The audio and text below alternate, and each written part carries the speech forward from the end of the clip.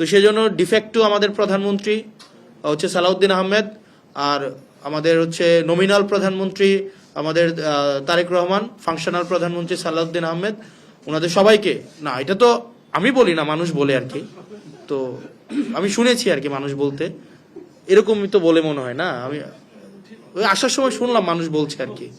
হ্যাঁ, আমরা বলতে চাই না এইভাবে, আসলে এটা বলা উচিত না।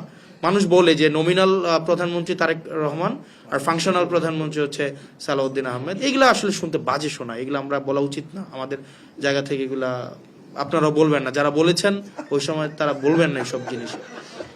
না আসলে এগুলো তো বলা উচিত না, একটা নির্বাচিত প্রধানমন্ত্রী ওনাকে বলছেন নমিনাল আর আরেকজনকে বলছেন ফাংশনাল, তো এটা আমাদের জন্য একই পার্লামেন্টে বসি, তো এটা আমাদের জন্য একটু একটু খুব খারাপ লাগে।